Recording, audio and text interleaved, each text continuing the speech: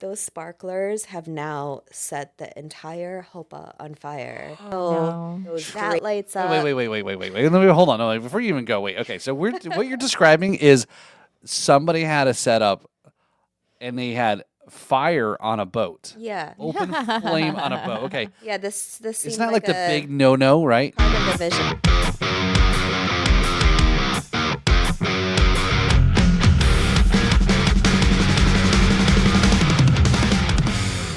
Hello. My name is Ellie. I'm sitting in for Kevin McLaughlin. Again. Again. So I will be the riffs. And I will still be the Rhythms, and I'm Paul Robertson. So yeah, thank you for coming back, Ellie, to come and hang out again. Kevin better be careful. He's been. He's gonna lose his job. I know, man. And your other show, they may get upset that I'm stealing one of their people away from that show there. So Maybe me and Kevin will have to switch. okay, yeah. He'll be part of the destruction crew. Well, he's normally always there anyway, is isn't true. it? Right? Yeah. So That is true. Kevin, yeah. So Kevin's again, he's got a lot of things going on here. There's Bike Week events. He performs, I think, almost all 7 days, or well, it's actually Bike Week is actually 10 days, but he performs almost like every day at somewhere, Cabbage Patch, and all sorts. And so it's it's definitely a good gig, keeping him busy. Gig. And he sat in for me on Jams and Cocktails as well. Yeah. So, So glad to have you back here filling in for me. Again, you're always welcome whenever you want. I'm trying to get Ellie to do her own show. Don't tell her. It's not working, though. But anyway, so let's jump back right into it here. So we got our awesome guest for last week is back for more.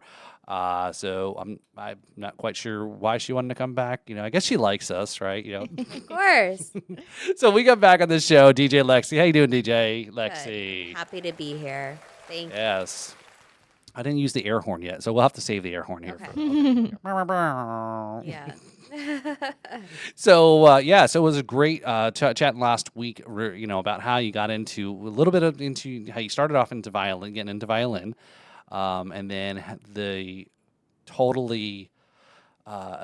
I don't want to say abandoning, but you almost maybe it's like some kids, maybe get pushed a little too much into something or music. You kind of want to go you went the other way. Right. As you said earlier, did you say you jokingly? I assume jokingly you said you divorced or. Yeah, love-hate relationship, you love it, but you hate it too. And then going, about the DJ scene in New York, kind of getting exposed to that and so forth. Yeah, so. But now we're going to talk a little bit more about. We're going to bring the violin back now, right? Sure. So where we talked about last week, you said, as you just like I just said, was violin, early age, classical music. Never really been exposed to a lot of other things. Went off to New York, ended up seeing everything in the world. Good. And then I've got a great memory. And then DJing, and getting kind of part of that, the performers aspect and whatnot. But then. Okay, now when does the violin come back into your life? Yeah, I mean, it took a while. So a good 14, 15-year break we took there. Wow. Of just DJing and travel and eventually growing up a bit and having more responsibilities and other things going on in life where, I couldn't always do or want to do the late night things, or I felt like I paid my dues. Like New York City is a 10 to 4 town. That's 10 p.m. to 4 a.m. And then that's when the place shuts down and you're the first one there and you're the last one to go. And there were many, many, many days where I just didn't see light because I slept through it. You're getting home at 4:30, 5 in the morning. Maybe it's getting late then, but you're going to bed, and that was just not a lifestyle I could keep up with for too long. So it had to change, and the work was there. And if I wanted to, and I did many times, work 7 days a week because it was there, So you felt like you kind of had to take it, and each job could lead to something else, something bigger, better, and it's really easy to get stuck in that. Routine. So Right. I had to eventually step away from it. So to answer your question, when did the violin come back? I think I had a little bit of an inkling with it. I did, as a DJ, play a good number of times with live musicians where they were brought into an event I was playing at. And I had just like my head was kind of exploding. Like I couldn't like understand like wait, hold on. I'm doing this. Like what are you going to do? Because I was classically trained. Like you need music, and I was like, what are you doing? You're like improvising or like playing like did you learn this? Like do you have like sheet music you need? Like what's going to happen? Like I was really kind of confused by the couple violinists, and usually it was like a sax player or somebody would come in, and I was like, wow, this is interesting. But those were kind of just the seeds were planted, and the I guess like I thought about it but never thought I should do it. Like that wasn't even in the picture. So I think the time that it became in the picture was really through COVID, because most of my life as far as DJing goes got canceled. Weddings, corporate travel, like that was a really big change for me. So like I had things on the calendar, and then it just like Yeah. cleared out. Now you have to pivot. Yeah, well, I didn't know, is the world ending, or like what should we do? And I guess at the core of it, music still brought me back, because what I did was I reached for my instrument I hadn't played now in like 15 years or something like that, and decided to let's give it a shot. It was a, normal wood classic violin, very nice. And it's so hard, like being, whether you're an athlete or musician, like being at the top of your craft, like physically, mentally, like everything, and then like going back to like not zero, but restarting, and like, your fingers are stiff and technique is off, and like, how this hurts. Calluses. Like, yeah, like you haven't done this. So it's really demotivating, I guess, at first. And, it was something, but also we had all the time in the world, and I was not over DJing, but I had done it for a while. Like it's been a while, so there's not necessarily like new music I was excited to explore, like use this time. Like I'd done a lot of nights, a lot of music. Like I actually prefer silence at home, like too much, but this was kind of like a challenge to me. And I started kind of like getting my chops back on the violin, and experimenting again. And I had never tried improvisation ever, because it was very like this tight screw they put in the back of your head when you're doing classical music. And like, this is the way it's written by this old white guy, and we need you to perform it just like this. Like everything is written, the tempo, like the expression of it, the intonations, the color of it, everything is like there, and your job is to just like perform it, So that was like how I knew how to play. And then now I was trying to explore, like, can I pick up this melody? Like, can I do that? Like, and they're simple melodies. Like if you look at the sheet music versus like what you studied, like it's much more elaborate. So like most pop music is like fairly easy to pick up on. So I started training myself, I guess. I didn't really have an outlet for that either. So I started picking up the violin and just like constantly plucking it, like listening to a song, like, can I get that like song? Okay, like, yeah. So very slowly started like picking away at it. And then living in Florida, I think, things started to open up a bit, and I picked up an inexpensive violin I could get off Amazon at the time, just to try it, an electric violin, and kind of figured out like how to hook everything up. I mean, knowing DJing, I could hook it up through the DJ mixer. So I understood the basic concept of it, definitely a little brutish start, like as far as like the quality of things and like the color but I did bring it out to a set at a local restaurant in my area that I was already going to be DJing at, and tried it out, and had like a really overwhelming response, and a few friends in the crowd. So that always helps. Just Right. like my DJ start. So yeah, I kind of just took over from there, and it was definitely nerve wracking when you start, but with practice, you get more comfortable with it. And again, I kind of like learned my set just like DJing. So I Right. learned like the songs I was going to play and the order I was going to play them, and then I played them.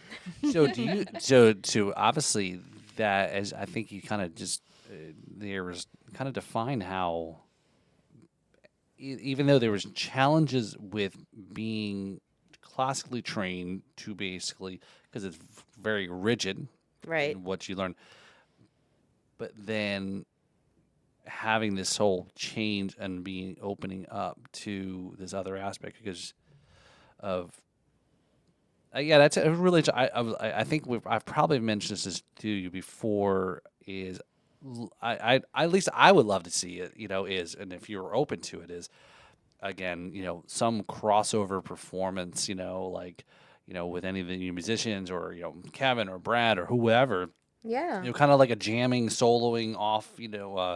They Kevin had done a couple of years ago where they had a show with another local musician here in Jupiter, Jake Walden. So it was Kevin. They called it the Gunslingers Show. No, I'm sorry, Guitar Slinger. So I keep saying always saying gun. We're in Florida, Gunslingers, right? But Guitar Slinger Show where there was a little bit of a rock music, blues music, guitar players over there Sure. trying to show their whats, and but just kind of an interesting aspect of soloing.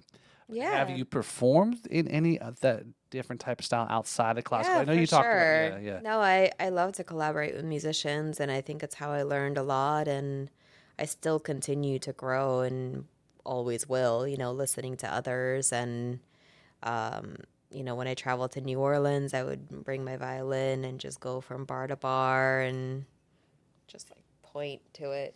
And, like, sure enough, like musicians will like be like, okay, come up, because you have to be pretty ballsy and decent to like rock with anybody, but I think by all means I also paid my dues of like from 7 to 18 practicing like a crazy person, and then also practicing at home still, and being able to just any key, anything going on, like adapt to the situation and play along, but also like learn. It's just like speaking, like we take turns, you don't want to dominate, and then you ask a question, and then you got to shut up, and then you got to wait for the person to answer, and then you got to contribute something, and then Call and a response. yes, and Yep. then you go back and forth, and then that's what makes it beautiful, and sometimes you have a lot to say, and then like the other person has a lot to say, so it's it's another language, and it's something actually that is like above language, you could say, because it can go cross culturally around the world. Like you don't need language, and many times I work with musicians that don't speak English, but we don't need to. Yeah. Like this is the song, Yeah. and like you know what to do if you're a good musician. I think that's something so powerful and special that you can instill in us humans. Right. Yeah. Music is a universal language, right? Absolutely. Sure. So yeah, so that takes you through your now COVID, shifting a little bit, kind of getting back into it. As you said, that you got a lot of time on your hands now Yeah. through those things, coming back out. So how did you package up now this DJing with the violin playing and performing and doing some of that? Because I know I think as you mentioned, depending on your gigs or your events that you're asked to perform at, is it's a little different setup, right? So Sure. like at a charity event we were talking earlier was uh, you weren't behind a DJ booth, Yeah. but if you have other places where you're doing the music, you're stepping out and then kind of performing. So Sure. talk about a little bit of that, how that evolution was. Yeah, I mean, it's great to understand other people's jobs too, like whatever they may be, but it takes a team effort to put things together. So knowing the back end of what the DJ is doing, if I'm just the violin player coming in to work with a DJ, we can help each other, and I understand their difficulties. I understand they're transitioning right now. This is not like a time to talk to them because they're going from one song to the next. Just like having some basic concept of what like other people in the room are doing, and being respectful of their craft and like their creativity, I think was important. So sometimes I DJ and I have like the full DJ setup mixer, and I basically plug in the violin into that and it can play out. So I have full control of the music that's going to be played, when I'm going to step out. That's kind of like the full spectrum there, but most times I'm performing either just violin and like I put together a soundtrack or I pre-record my own mixes, or I'm playing with another DJ, which is frequently, or another musician that's got their own thing going on, so you have to, let them lead and do whatever you're gonna do. Or sometimes it's, I did like a very fancy gala event and there was basically two spaces. So I was in one pre-function space and then there's a DJ playing in the next. And the way it was explained to me, like my music would carry over from here to there as guests enter, but no, like you enter and it's like someone else's music is playing. And so all of a sudden you have to like, okay, like, but you're like on a runway on a thing and you're like, you have no idea what's coming and like all eyes on you, but like you have to feel like confident enough to take over that and deal with that, And so I think like with practice and repetition, you start to be faster at it. Like your brain starts to process. Okay, that's it. Okay, that's Right, on the so fly, the on the fly, right? awkward Yeah. part is like shortening and shortening, And unless they're doing something crazy, like usually you can adapt to any situation and make it work. Right. So yeah, so I in those, and I was like we were saying there about seeing your very interactive, your wireless setup where it Right. allows you to move around, and some of even your costumes as well, right? Your That's what I wanted to talk to you Yeah, about. so- Sure. I was looking on your Instagram and I was like, I love These are this. just outfits. They're not even costumes.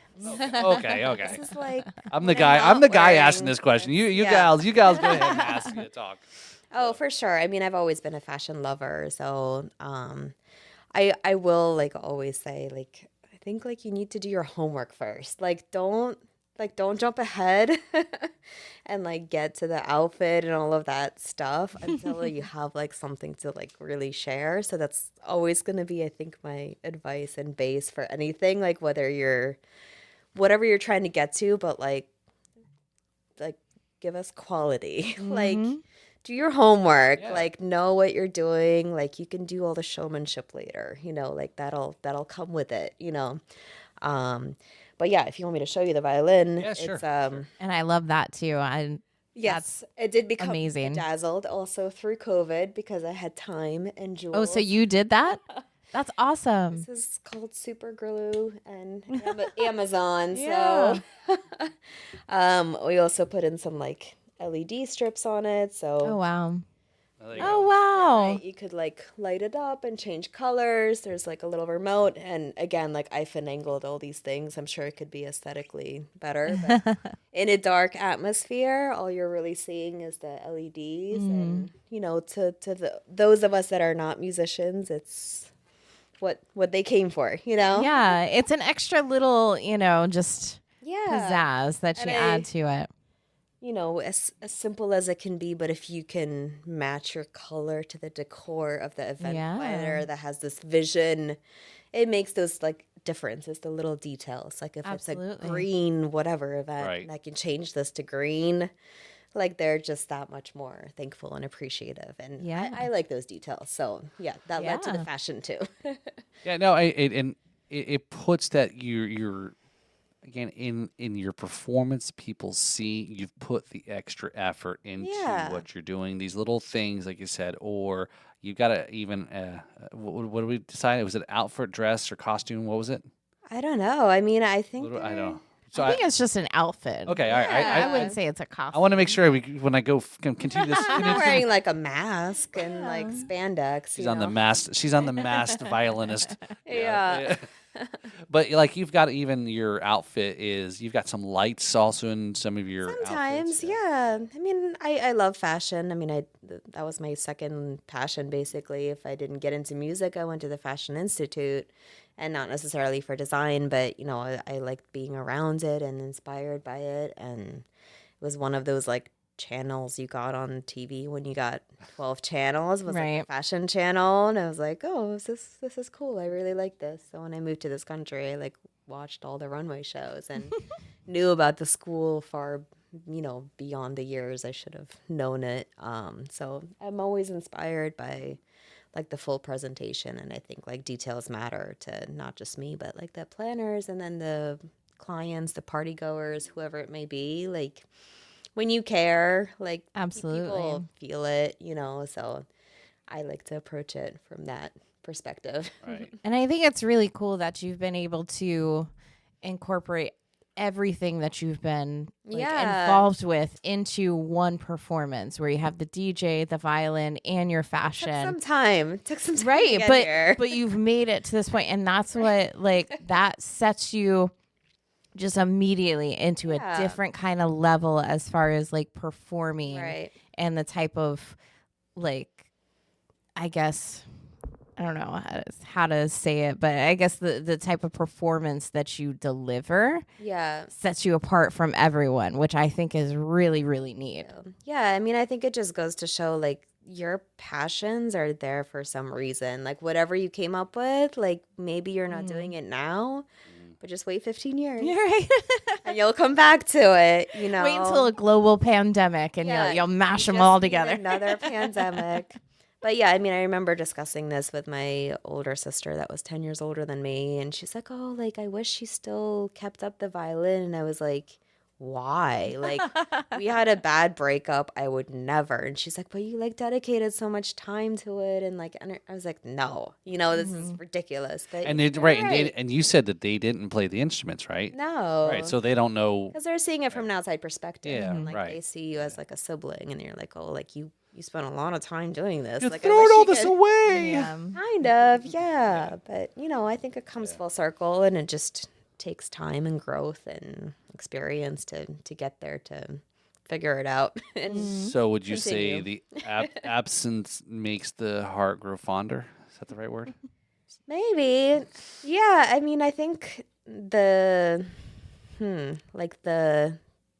keys were there for like what I wanted. The seeds were planted.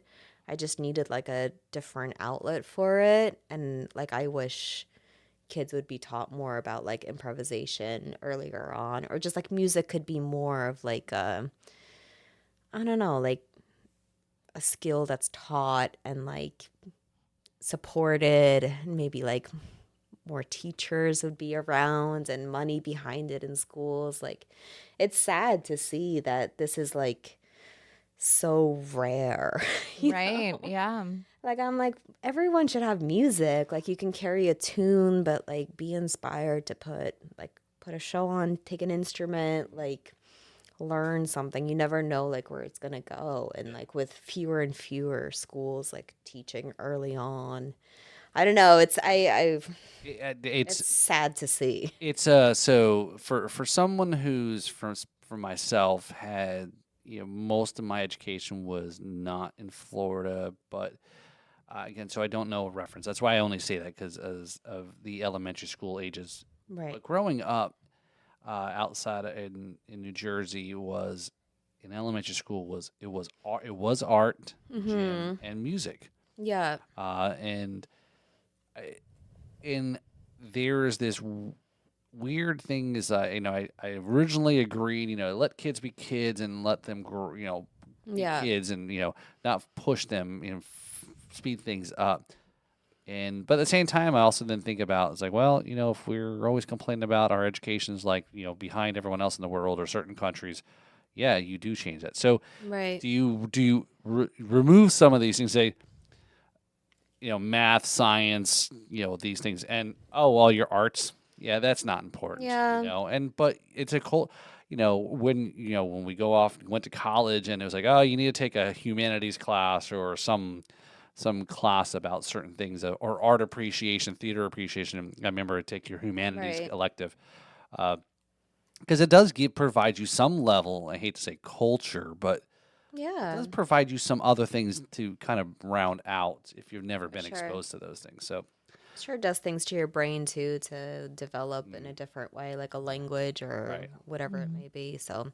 I think if anything like access or some kind of I mean, now these days you have at least YouTube. Like if somebody's really interested, they could look up what are the chords to this song, like so you don't have to start at zero, but just even having that like inkling of inspiration and then access to an instrument is like so precious, that I do wish we could have more of that. So I asked my son the other day was regarding about we were sitting in a car and we were driving, and again we don't get a chance to talk a whole lot about music, but my youngest son is the one, and I think because of some of his friends had this interest in vinyl, right? Yeah. And so it's like anytime they either the two of them bark and sniff at anything music, I'm going to be 110% in whatever. I'm like, oh, yep, we're doing, yeah. I'm I'm the go in there, and like my oldest wanted a guitar for his birthday when he was like 10, and I go, no problem. We were on our way back from Orlando from vacation. I said, we're stopping at Guitar Center. We're buying, again, I get maybe it's a reliving through it. So my youngest asked for Christmas was a record player, Right. And so he was friends of his are collecting the vinyl, and again I was like, why are you buying records and albums when you're not so I was like, all right, is that what you want for Christmas? Oh, no problem, we're gonna go to the store, buy you again. So I said, and I asked, I said, can I play some of my records on there too? It still works, right? Yeah, it still works. Yeah. And and Kevin and I, and we've talked on this show a lot about just the change. And again, it's generational. It's great to see some of these things back, but all things do come back in cycles, whether it's parents, kids are wearing bell bottoms, what the parents used to wear in the 60s, but now it's come back, or other things. And, but just now what vinyl cost, and probably a lot of it has to do is the manufacturing of it is creating, is buying a record. So he's like, all right, Kendrick's, no, not Kendrick. Sorry, what's the guy's name? The dude? What dude? Kendrick Lamar? Thank you, Kendrick You Lamar. said Kendrick, and then you were like, no, not Kendrick. But I was this close to saying Kendrick Scott, because we were talking with Travis Scott last night, and then so I'm mixing all these guys' names up. But yeah, it's like, I was like, geez, it's like $45 for an album. Okay. Yeah. So I don't know. So, but it's good to see there's some vintage places that are like here in town. Even you can go find a couple vinyl places. So. But yeah, so I've always been, back to that point. It was like, and again, part of the Blues Societies, some of their charities aspect of it is, yes, if somebody has an inkling and a child has inkling about music or things and they don't have access to teach them, or give them the equipment, the tools, or the instrument to play, to get into at least so forth. But again, I think that's somewhere for me going back to the education of being exposed at an early age.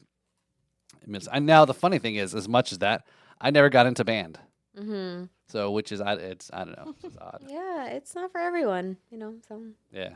But you have to find your people, your niche. Sometimes it's not your people. Sometimes it's just you by yourself in a room for hours, and just the desire to like work out this riff or like whatever it is. Like I just gotta get it. Like, And I think like with me having the DJ knowledge, like you understand the concept of like slowing down a song, like with the turntable, was like the first time I could like slow it down so I could pick out the notes on the violin. So I would play the songs at like, half speed just to like pick out, that's it. Okay. And then I could do it, because I still didn't, and I didn't really imagine like that YouTube would have every single thing, and the point was to train my brain to do it on my own. Like I can't possibly learn every song from YouTube or another human being. So it was my own like training camp I had to go through. So where do you stand on, I see a lot of the memes and internet about those that are question about DJs, okay, are you, giving bad name to DJs or whatever the connotation about that are just hitting their Spotify playlist and then that's DJing. I mean, what is some of that in that space? Do you is there any taboo stuff or, You know, and like if I show up and I'm DJing with my, equipment right here on my iPhone, Yeah. would you look down upon me? And it's okay to say yes because I'm trying to like really elicit a Right. little bit of a. I think different people can offer different things, Okay. and whether something's happened with your tech or whatever it may be, like I try not to jump to conclusions.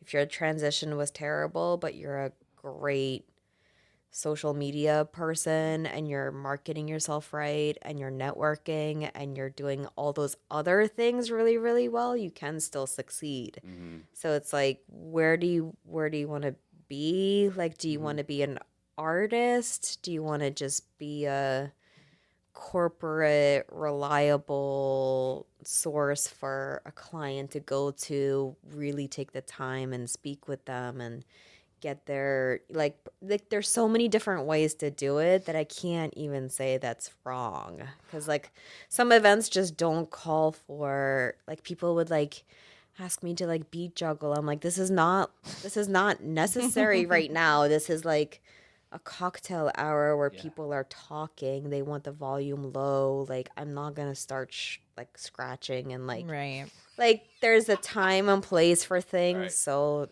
sometimes like maybe that just wasn't the Right. time or place, or just it wasn't required, Yeah, that's where I try to see the, as you are a performer, you're an artist, you are providing a service, you're being booked for a certain thing is versus again, I'm trying to kind of tie this for the listeners and viewers is how, like, if I was a musician here, right? and we've talked a lot about these things and with a lot of guests who are here in local, is that when musicians or whatever level they are, they start taking less pain, they bring their price down. Okay. It really affects everybody because now you've set the new market price for events. So so the reason why I'm saying that is like, is there similarities, or is this kind of two different kind of spaces that maybe what I'm thinking? Music and DJing wise? I guess music and DJing, maybe event. I guess what it is, Lexi, is like private events, Right. versus performing more on a stage kind of aspect. Or I guess maybe it's just, again, in private events. Again, let me go back to it. Say, Sure. hey, if I come in, you have whatever your rate is, perform X number of time frame. I come in and I am I'm undercutting you. Yeah. And maybe I Go don't, what? Go ahead. Maybe that event is more for you. No, yeah, but yeah. The event that's for me is going to pay me what I've asked for. Right. You know? Right. You have your price. Right? And that's great. And that's, I think, is the point I'm trying to get to, is that's where a lot of the musicians here, in the Treasure Coast and Palm, the area, that you start kind of cutting, or venues start kind of asking to cut or pay less. You're really, but be unique and offer something that next person doesn't. Yeah. Like this, we're not all apples. We're not, yeah.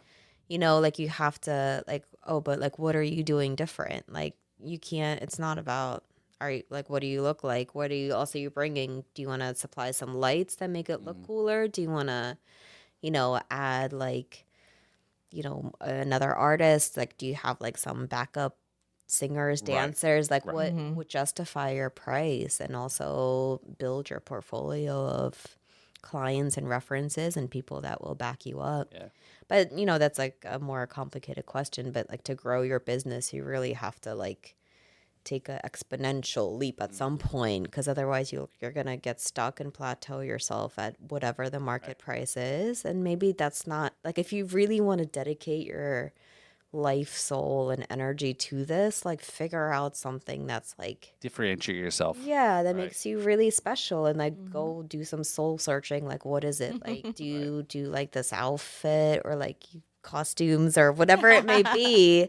Have some kind of thing that you can like be like, oh, this is like unique, or like be a great social media person, be a great promoter. Bring people, like, there's like a million things you could do. You could help promote for the venue, like you can do their social media things and promotions and make it worth your time for them as well as you Right. know? And this is why I really, and again, thank you for coming on the show. And because I think this was exactly the conversation I wanted to have with you about it. Most of the guests we have is in a different space, artist, musician wise, Okay. than where you are, right? And I think it was great. We had Tim O'Donnell on, and he's one half of the Nouveau Honkies. Him and his wife perform. They've toured together. Yeah. And I think she plays a fiddle too, or something. They a little bit of a folk kind of aspect of it. But Tim's been in this space for a while, and he's talking. Right. He goes, and he's calling out other musicians to say, step up your game. Don't just show up in cargo shorts and flip flops, and put an effort into For sure. your show, performance. Except for the job you want. And mine is apparently like queen and whatever it is that day, like I want to be a ballerina, like on stilts. Like this is what I'm applying for today. And you want it to be memorable. And like social media is such a huge aspect of musicians' lives today. I book so much through Instagram through people I don't know like at all. Wow. That may have searched just like electric violinist. Go and like everything's available these days. YouTube, Right. Study like how do you hashtag things, like what algorithm things are happening now. Hire somebody for that. Pay $40-$50 a month to have somebody push you to the right audience, but like also like do some legwork on your own and figure out like where are you trying to get, and make sure everything you're putting out is putting you in that direction and you're not straying, and like you're not saying offensive things that like picture like your best client. Like, do they want to see that? Like, are they going to be impressed by this? Is this going to take away from your image? Or like, it is important, you can still be authentic and still be a great artist, but you also have to think about like where you're headed and how you're going to get there. Right. Okay, that's fair. Like I said, great perspectives, and so. All right, so you said you recalled a good juicy story here about a Tales from the Road here. So this is our Tales from the Road segment, where interesting and odd, and the crazier the better. Sure. Obviously, there's been a lot. I mean, it's hard to even pinpoint. But I was thinking of recent events. So this was already a unique event to begin with. I was just playing violin, easy gig, cocktail hour, and then a little bit for the party for a ceremony. The event is on a 5-story yacht in Miami. So we're sailing out of Miami, my one floor. They've done the ceremony. Now they're coming into my room. We do cocktail hour, play violin, very casual. They're getting their drinks. Everything's fine. So then we transfer to the top deck. The DJ's already set up, very elaborate setup. So you're in Miami. We're out at sea. We're on the water. We're not on shore anymore. So we got a podium that they got married on. Then they left and they came back for the party. So this podium is all made of mirrors. So it's like a stage, I don't know, maybe 12 feet by 12 feet on this yacht. So already we're on this like elevated mirrored platform. There's a light rig that's like set up there. It's a Jewish ceremony, so they have the hopa set up. So it's, that's there too. Very beautiful flowers, like dried white flowers draping this, cube, basically. Picture it on top of the mirror. Everything's reflecting. There's beautiful lights. So now the party goers, the wedding, the whole party's there. Bride and groom are about to enter, do their first dance. This is their first introduction to everybody, I'm playing for the first dance. We've got this all worked out. We talked about the song for many, many months. We're there. DJ starts to play it, announces it. He's got what are they called? Like that blow like the sparklers out, like the fire sparklers from the bottom. Not like a confetti thing or something. No, No, but it's actual like spark. Like just pyrotechnics. Yeah, it's pyrotechnics, but it's real like fire coming out, but like in tiny little. Oh, okay. cinders, Like lighter or like a kind of a small scale Yeah, lighter. like a little shh. Okay. So that lights up. Wait. Let me hold on. No, before you even go, wait. Okay, so what you're describing is somebody had a setup and they had fire on a boat. Yeah. Open flame on a boat. Okay. Yeah, this seems It's not like the big no, right? part of the vision. So the couple starts their first dance. I am playing the violin. Nobody cares about me. I'm just playing the song along. It's just for like, the memories of it all. Beautiful song. So I'm like, they've kind of formed a circle around the couple. Everybody's enjoying their first dance that they've rehearsed. She's got this like lift that she was scared about, like where the husband needs to lift her. These are not professional dancers. They've been practicing this. She was writing about it for months, like this like lift, like dramatic 80s style movie. Like, here we go, we're dancing. So he's literally like got her in the air spinning. I'm still playing the song. I look over. Those sparklers have now set the entire hopa on fire. Oh no. Those drapey white flowers. Oh yeah, dry vegetation and sparklers. So now we're in Miami, windy day. We're at sea. There's literally like fire on this side of the boat.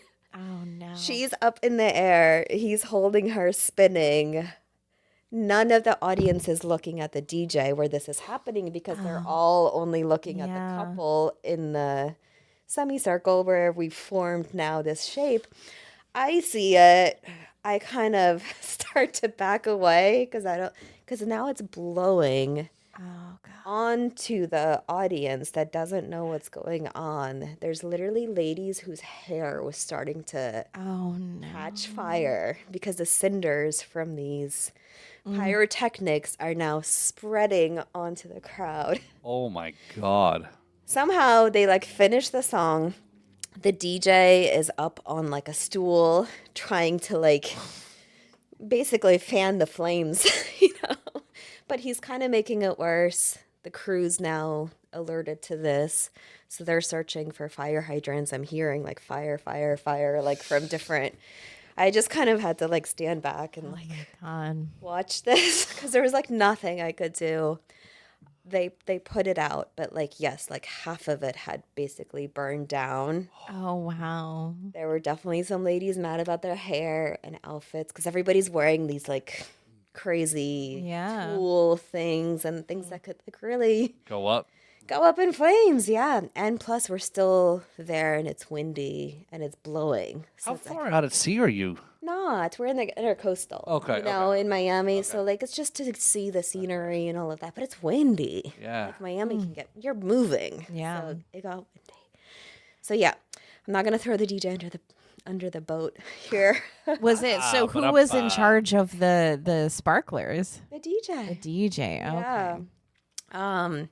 So yeah, we put it all out. It looked terrible. I think the couple had a good attitude about it. The day went on, but at that point, like my job was done, so I just kind of sat back and listened to everybody recuperate. That's crazy. I have to say, this is not the first fire story that I've heard on this show. Okay. Yeah. But I can also imagine if the boat was going down, would you have been the person that would perform like in the Titanic movie? We're like, we're gonna play this out while this boat sinks because no. I was not on a yacht in Miami. You're like you're out of here. We weren't that far from shore. We could have made it. We're gonna be okay. That's gotta be really scary. Yeah, Yeah, as I was leaving, like I kept overhearing everybody talking about his insurance, this, that. I was like, man, this guy's in for a ride now. Oh, yeah, sure, yeah. Or like what he did, and thank goodness they have. This goes back to why you have $5 million insurance coverage. Yes, apparently, but not for the violin. What was I gonna do with that? Yeah, I had to be the first one off that boat because I was running somewhere. So I was like, literally, really have to go. Like, I know your boat's on fire, but can you also open the door? I gotta go. This performance was 5. Yeah. Oh my So god. that funny. was It's a not recent funny, memorable but- one. Well, now that it's out, Everyone's gonna remember it, right? Yeah, it's memorable. It's Everyone's a memorable got a story. time. I don't know how much they saw of it, but I got to God. stand back and literally witness like this side of the room and this side of the boat. That's funny. What was going on? How long ago was this? Not too long ago, maybe like a year. Oh, so it's somewhere on social media then. Somebody's taking video of their like boat going down. Oh. I never posted it because Oh. I don't want anybody to like come after me, but I did get a video. We're gonna put it on Patreon to make some money. So subscribe to our Patreon to see this exclusive video. Yeah. First. Because at that point I was like, maybe this will be useful. Yeah. I'm safe. Like they're gonna get it out. They've got the fire extinguisher. For insurance reasons, they need some Yeah. proof. That's why you did it. Yeah. Somebody's gonna be looking. Also to like show people later that night Look at that crazy shit where that I did. was. Yeah. But did you die? Nope. Yeah, We're no. fine. I got a video out of it. Yes. Oh my god, that's crazy. Like I said, I'm surprised. It's excellent. So great, definitely good. Wait, I thought we were air horning. Oh, sorry. I forgot. yeah. There you go. There you go. The DJ, yeah, lighting up the dance floor.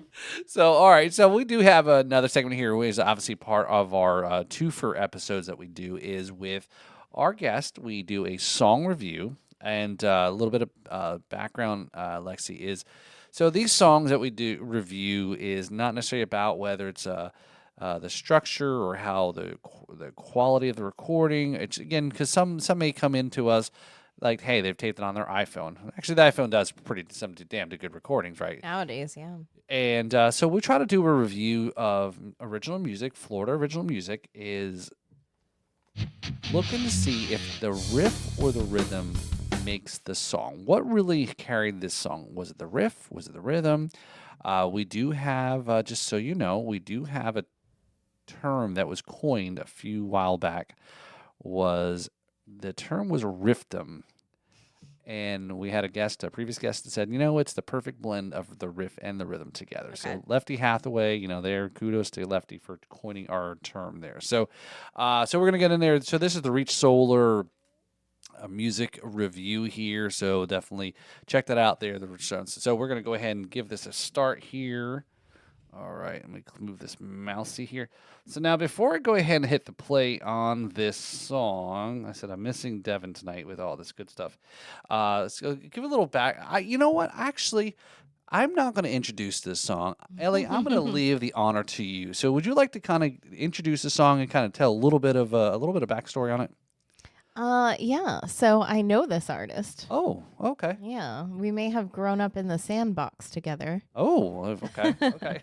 But this is one of his older originals that was done mostly on acoustic guitar and then with his own band back in the day before the one-man band thing. So he would perform this with a live band.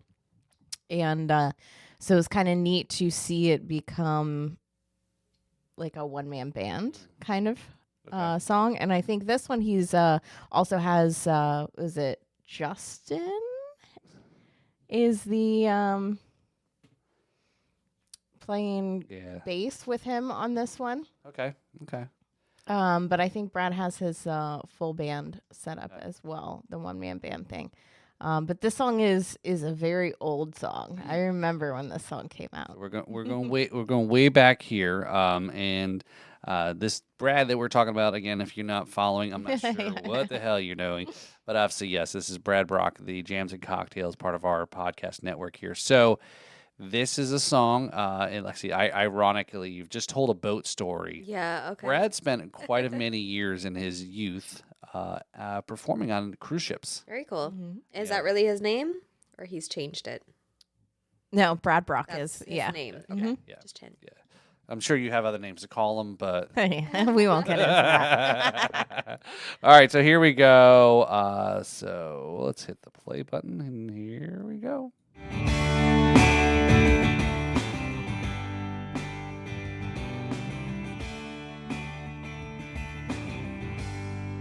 Welcome to Hollywood. I ride on a one-way plane, had no plans to go back from where I came.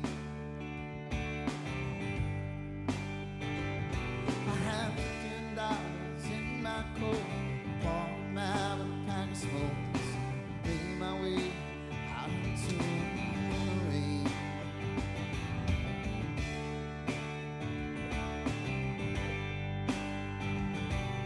I love the who is handling the camera. Is that you? Was that your camera work? No, that's not. No. Never thought I'd see her face out here on these California streets. She looked good, not as good as she used to. Back when I knew her, and she smiled at me and said, "Welcome to Hollywood. Gonna be big star." All right, so I think I already am leaning one way. Same.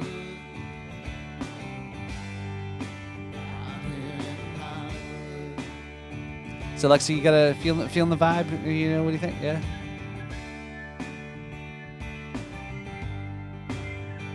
And this is his trio that he was doing for a little bit. Okay. Okay.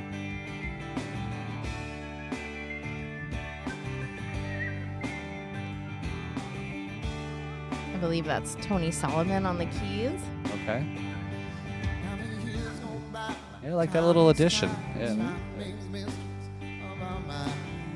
Now, as far as you know, were these the three guys that performed on the live recording, or I mean the original, the studio? No. Okay. Well, actually, no. Brett did most of all of his own instruments, right? For the recordings, yeah, he did most of them. Okay. Okay.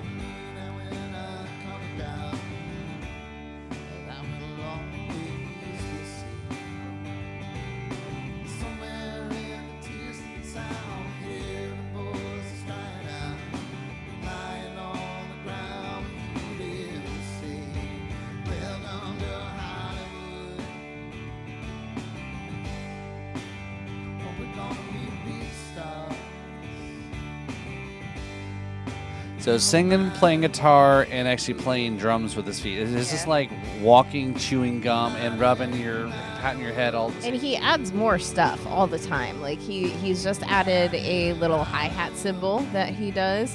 He's got a another hi-hat on his guitar that's like a little trigger that he's installed into the guitar. It's a perfect head. Sorry? It's a perfect shaped head. Yeah, yeah. That was like really perfect.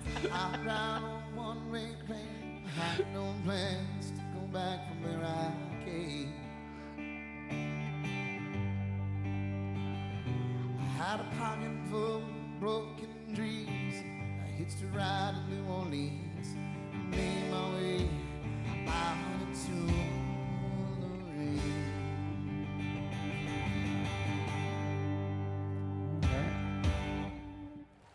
All right there. So much. You're welcome. Oh. Now he's plugging this YouTube stuff. All right. So yeah, it's always, I try to really pay attention to, obviously since I'm the rhythm side of the house here, is to, really pay attention to the riff side to make sure I'm not being very biased. So I know. I will go to our guest first here. So first up. I mean, is there a right and wrong answer? There is not a right and wrong answer. There's no test, Yeah. and so it's what you thought. I think, the bias can be also when you're a musician. Like For you're sure, yeah. listening to the chords. Yep. I was adding my own melody mentally on the violin, what I would add to it. So while the rhythm is there, it's more the melody for me, the riff of the guitar and vocals combined. I really like that piano bridge that they played. So I mean that might just be my own personal bias, but the rhythm seemed to just keep things in line and like a little conductor. So it wasn't too impressive or even diverse to me, like Right. throughout the song. And the melody was nice, lyrics, and the other instruments added to me. Okay. So would you say riff? Yeah. Something a little more riff. Okay. All right. So, Ellie? I agree. The rhythm part of that song is just it's very subtle. It's very consistent and just keeps the time of the song. But I think the riff brings in a little bit more of the character of the song. Okay. Yeah. I definitely, and he still has that guitar, doesn't he? I think he does. It needs some work, but he still has it. Yeah, that's butterscotch. Okay. Yeah. Well, yeah. Do you have a name for your guitar or your violin? I don't. I mean, I kind of by the brands and things. Okay. So no, I've thought about it, but no, they didn't end up getting names. So yeah, I definitely agree with the riff really made the song there. Yeah, the drums that he was. And I know that this is live, but yeah, the drums in general is just kind of keeps it moving. But it was, I think, the chord structure, the strumming, and just the right tones on the guitar just kind of definitely gave it to me. If I'm thinking about this song later, what am I in my head really picking up, and whether I'm humming or just playing back? So yeah, I'm so that's a clean sweep for riffs on this episode, man. Kevin missed it. He wasn't here, he missed it. So I actually went with the riffs on this one here. But yeah, so definitely it's a great song there. As Ellie said, this is a little bit older song there. So Brad is also a member of the Treasure Coast Blues Society. So we've been trying to also feature some local blues musicians here, since we're trying to promote, kind of the Blues Society being the official podcast for the local group. But yeah, so definitely, if you're listening, you got some original music in Florida. We've reviewed all sorts of styles of music. We haven't had any really any violin players yet. So do you got some original music? I mean, I make music. Okay. I collaborate with a lot of people and some producers, so I have a couple things here and there that we'll put out and different versions of it. So I'll let you know. Okay, all right. Stay tuned. We might be doing a song review. Sounds good. Now I know what to pay attention to. So we have not reviewed. There's only been one instance where we've actually reviewed a song in front of the artist, with and in front of the artist. Okay. And that was Kevin's song. Last year he came out with some new music, and we put him in the hot seat. And his daughter was here. She also performs with, and actually as a duo with Kevin, and we put him in the hot seat. She was I'm sorry? No pressure. Yeah, no. Oh, no. Daughter's here. Oh, he was like, just was like, I don't know about this. This is really weird.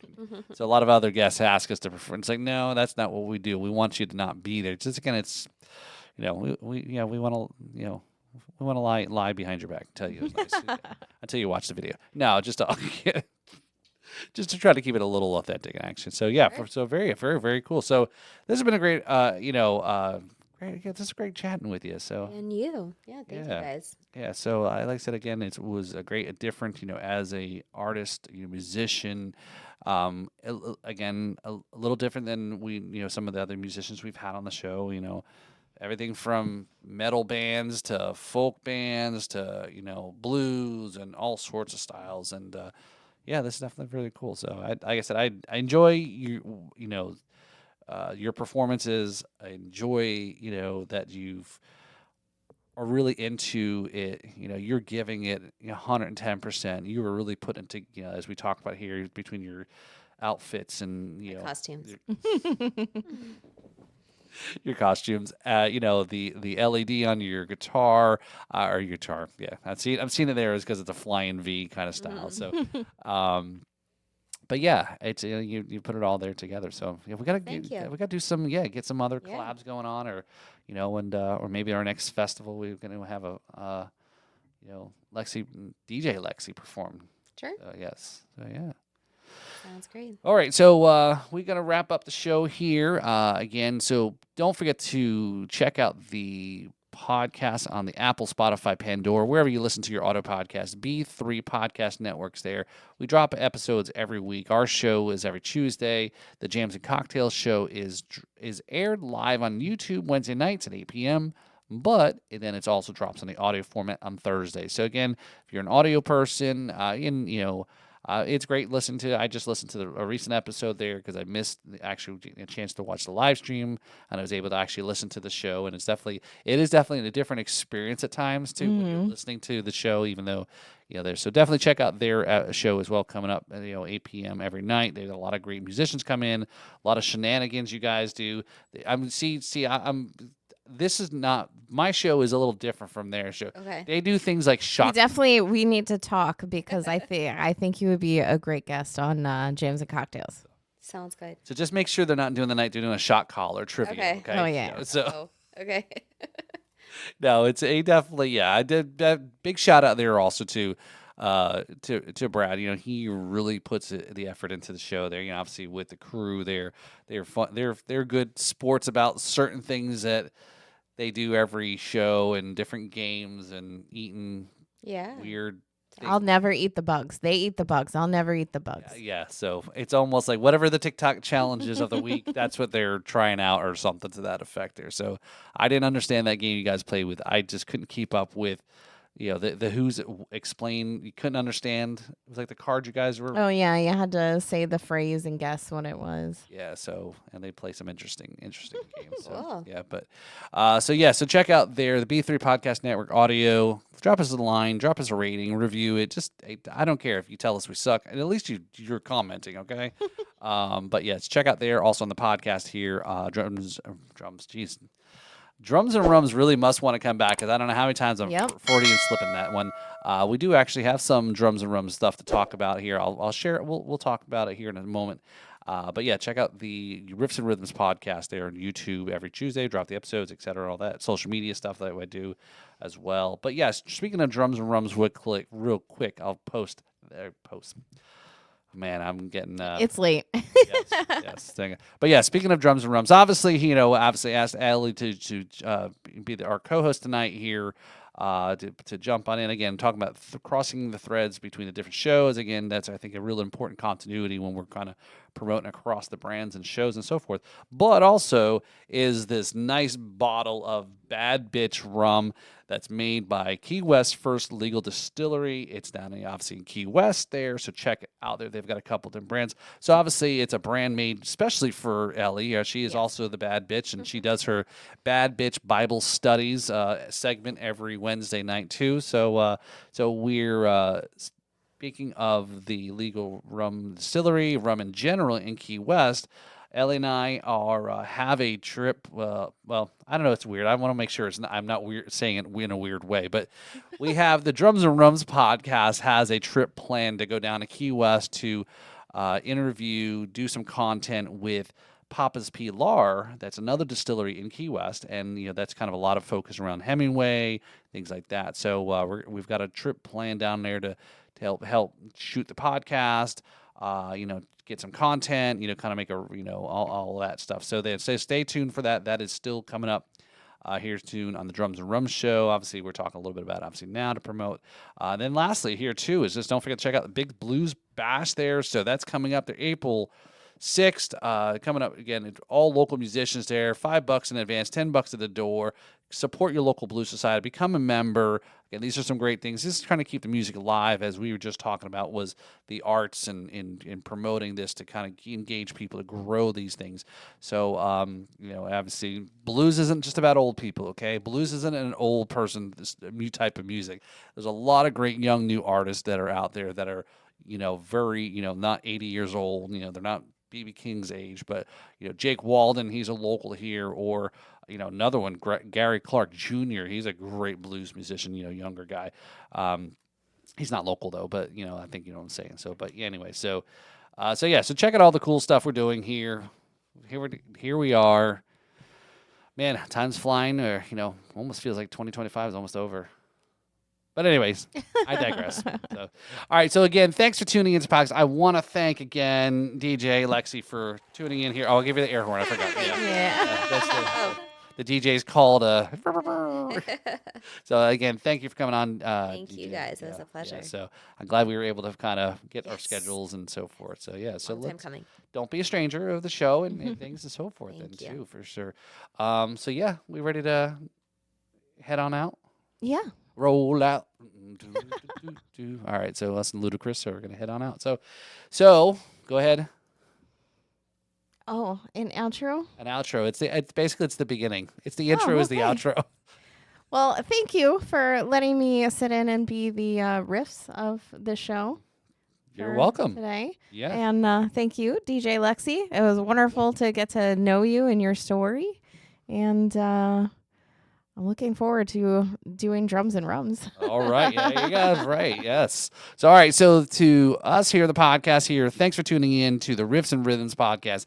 I am Paul Robertson, and I'm Elly. The bad bitch herself. The bad bitch. Cheers, everyone. Have a great night. Oh, bottle.